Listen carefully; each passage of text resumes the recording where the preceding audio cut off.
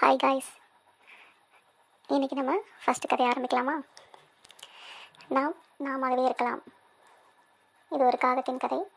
இது பலரது வாழ்விலும் நடந்திருக்கும். நாமாகவே இருக்கலாம். பிறர் போல் வாழ வேண்டும் என்ற எண்ணங்களும் அவங்கக்கிட்ட இருக்குது, இவங்கக்கிட்ட இருக்குது, நம்மக்கிட்ட இல்லை அப்படின்ற மனநிலையும் இல்லாமல் அவங்களால அதை செய்ய முடியுது, நம்மளால் செய்ய முடியல, அந்த மாதிரி மனநிலை இல்லாமல் நம்மளால் நம்மளுக்கு எவ்வளோ முடியுமோ எஃபெக்ட் போட்டு நம்ம ஒரு விஷயத்தை செய்யும்போது கண்டிப்பாக நம்ம வெற்றி அடைவோம். அந்த வெற்றியை வெகு விரைவில் அடைவோம். நம்மளாக இருந்து நம்மளோட முழு வேலைகளையும் பார்த்து நம்மளோட முழு எஃபெக்டையும் அந்த வேலையில் போட்டு நம்ம பண்ணும்போது கண்டிப்பாக வெற்றி பெறுவோம். அதே போல் அவங்க எவ்வளோ அழகாக இருக்காங்க, நம்ம ஏன் இப்படி இருக்கோம், அந்த மாதிரி நம்மளே தாழ்த்திக்கக்கூடாது. நம்மளுக்கு எப்போவுமே நம்ம அழகு தான், நம்ம மனசு அழகாக இருந்தால் போதும். இதை மையமாச்சு தான் நம்ம இந்த கதை வருது. வாங்க கதைக்குள்ளே போகலாம். கதையில் ஏதாவது நான் மிஸ்டேக் பண்ணியிருந்தேன்னா நீங்கள் எனக்கு கமெண்ட்டில் தெரிவிக்கலாம். நான் அதை கண்டிப்பாக அடுத்த தடவை திருத்திக்குவேன். வாங்க கதைக்குள்ளே போகலாம்.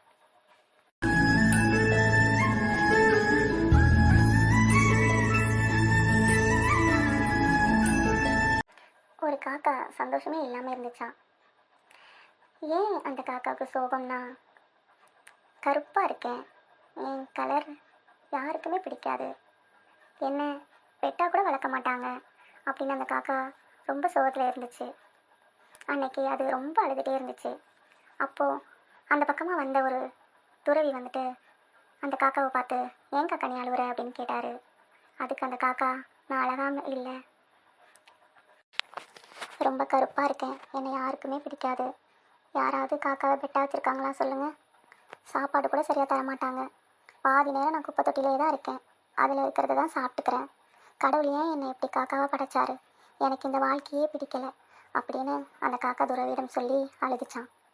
அதுக்கு அந்த துறவி சொன்னாராம், சரி உனக்கு ஒரு வாய்ப்பு கிடைச்சா நீ என்னவாக ஆசைப்படுற சொல்லு அப்படின்னு அந்த காக்கா கிட்ட அந்த துறவி கேட்டாராம். அதுக்கு அந்த காக்கா சொல்லிச்சான், எனக்கு அன்னமாகணும், அன்னம் எவ்வளோ வெள்ளையாக இருக்கிறது, பார்க்கவே அழகாக இருக்குது, அமைதியின் அடையாளம் அன்னம், நான் அன்னமாக தான் விரும்புகிறேன் அப்படின்ட்டு அந்த காக்கா துறவிடம் சொல்லிச்சான். அதுக்கு அந்த துறவி சொன்னாராம், சரி உன் விருப்பப்படியே நான் ஆக்குறேன், அதுக்கு முன்னாடி நீ அன்னத்தை சந்தித்து பேசணும், நீ அன்னத்தை சந்தித்து பேசிட்டு வா, அதுக்கப்புறம் நான் உன்னை மாற்றுறேன் அப்படின்னு அந்த துறவி சொல்லிட்டாரான் காக்கா கிட்ட. காக்கா உடனே பறந்து அன்னத்தை தேடி போச்சான். அப்போது அருகில் உள்ள குளத்துக்கு போச்சான். அங்கே அன்னம் நீந்தி கொண்டு இருந்துச்சான். அந்த அண்ணன் பக்கத்தில் போயிட்டு, காக்கா வாவ் எவ்வளோ அழகாக இருக்க, நீ எவ்வளோ வெண்மையாக இருக்க, உன்னை எல்லாருக்குமே ரொம்ப பிடிக்கும், நீ தூய்மையாக இருக்க, நீ ரொம்ப மகிழ்ச்சியான பறவை அப்படின்னு சொல்லிச்சான் காகம். அதுக்கு அந்த அண்ணன் சொல்லிச்சான், யார் சொன்னா நான் சந்தோஷமான பறவைன்னு, நான் ரொம்ப கவலையாக தான் இருக்கேன், என்னை யாருக்குமே பிடிக்காது, நான் ஒரு தண்ணிக்குள்ளே இருக்கிற வரைக்கும் தான் கலராக இருப்பேன், மண்ணுக்கிட்டலாம் போயிட்டேன்னா அழுக்காயிடுவேன், சீக்கிரமாக நான் அழுக்கு படிஞ்சிருவேன், அதனால் என்னை யாரும் வளர்க்கவும் மாட்டாங்க அப்படின்னு சொல்லிச்சான் அண்ணன்.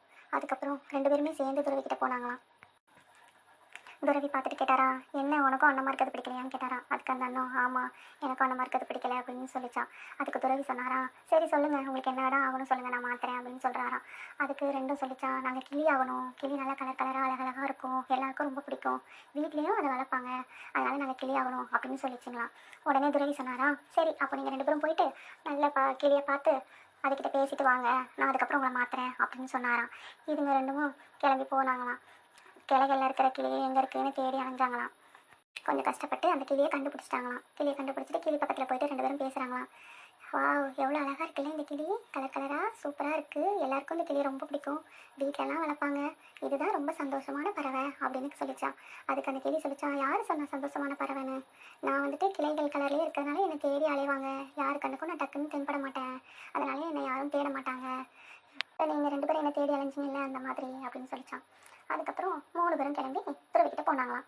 துறவி கேட்டாராம், என்ன உனக்கும் கிளியாக இருக்கிறதுக்கு பிடிக்கலையா, அப்போ நீங்கள் எல்லோரும் என்ன தான் ஆகணும்னு ஆசைப்படுறீங்க சொல்லுங்கள் அப்படின்னு கேட்டாராம். அதுக்கு நாங்கள் மயில் ஆகணும்னு ஆசைப்படுறோம், அது ரொம்ப அழகான பறவை, நல்லா தோகை விரித்து ஆடும், ரொம்ப அழகாக இருக்கும், நாங்கள் மயிலாகணும்னு ஆசைப்படுறோம் அப்படின்னு சொல்லிச்சிங்களாம். உடனே துறவி சொன்னாரா, சரி நீங்கள் 3 பேரும் கிளம்பி போய் ஒரு மயிலை பார்த்து பேசிட்டு வாங்க, அதுக்கப்புறம் நான் உங்களை மாற்றுறேன் அப்படின்னு சொன்னாராம். சரி 3 பேரும் கிளம்பி ஒரு மயிலை தேடி அலையிறாங்களாம். ஒரு காட்டுக்குள்ளே ஒரு மயிலையும் பார்த்துட்டாங்களாம். அது தோகெல்லாம் அவ்வளோ அழகாக இருந்துச்சான். ரசிச்சுக்கிட்டே போய் அது பக்கத்தில் போயிட்டு, ஓ நீ எவ்வளோ அழகாக இருக்க, உன் தோகெல்லாம் எவ்வளோ அழகாக இருக்குது, உன் நிறமும் ரொம்ப அழகாக இருக்குது, நீ தோகை வச்சு ஆடுற, எல்லாரும் உன்னை ரசிப்பாங்க, உலகத்திலே சந்தோஷமான பறவை நீ தான் அப்படின்ட்டு சொல்லிச்சான் காக்கா. அதுக்கு மயில் சொல்லிச்சான், யார் சொன்னா சந்தோஷமான பறவைன்னு, நானே இப்போவோ அப்போவோன்னு இருக்கேன். அங்கே பாரு, அங்கே ஒரு வேடன் இருக்கான். அவன் என்னை சுடுறதுக்கு தான் காத்துக்கிட்டு இருக்கான். என்னுடைய தோகை எவ்வளோ அழகாக இருக்குது. அதை என்னை சுட்டு தான் அந்த தோகையை எடுப்பான். அதை மக்கள் எல்லாரும் வாங்கி டெக்கரேஷன் பண்ணிப்பாங்க வீடுங்களில். அப்போ யார் தான் சந்தோஷமான பறவை அப்படின்னு அந்த காக்கா கேட்குது. அதுக்கு மயில் உடனே சொல்லுது, நீதான் ரொம்ப சந்தோஷமான பறவை. உன்னை யாரும் கூண்டுக்குள்ள போட்டு அடைக்க மாட்டாங்க. நீ சுதந்திரமாக பறக்கலாம். உன்னை யாரும் எந்த தொந்தரவும் பண்ண மாட்டாங்க. நீ தான் சுதந்திரமான பறவை. நீ தான் ரொம்ப சந்தோஷமான பறவை. நாங்கள்லாம் காலையில் எந்திரிப்போமான்னு கூட தெரியாது. உனக்கு அப்படி இல்லையே, நீ நல்ல சுதந்திரமான பறவை. நீ தான் இந்த உலகத்திலே சந்தோஷமான பறவை அப்படின்னு சொல்லிட்டு அந்த மயில் சொல்லி முடிக்கிட்டான். அடுத்த நொடி அந்த வேடன் மயிலை சுற்றுறானாம். உடனே இந்த 3 பறவையும் பறந்து ஓடிடுதுங்களாம். அப்போ தான் அந்த பறவைங்களுக்கு ஒன்று புரியுதான், யாரோடையும் நம்மளை கம்பேர் பண்ணிக்கக்கூடாது, நம்மளா இருக்கணும் அப்படின்ட்டு. நீங்கள் எப்படி இருக்கீங்க, உங்ககிட்ட என்ன இருக்குதுன்னு யார் கூடயும் கம்பேர் பண்ணாதீங்க. கடவுள் ஒவ்வொருத்தரையும் ஒரு தன்மையோட படைச்சிருக்காரு. அவன் என்னை விட அழகாக இருக்கான், என்னை விட நிறையா பணம் வச்சுருக்கான், நல்லா சம்பாதிக்கிறான் அப்படின்ட்டு நம்ம வந்துட்டு யார் கூடயும் நம்மளை கம்பேர் பண்ணிக்கக்கூடாது. அப்படி கம்பேர் பண்ணால் நம்மளுக்கு தான் டிப்ரெஷன். நாமாகவே இருக்கலாம். இந்த கதை உங்களுக்கு பிடிச்சிருந்தா லைக் பண்ணுங்கள். நம்ம இன்னொரு கதையோட மீண்டும் சந்திக்கலாம். நன்றி.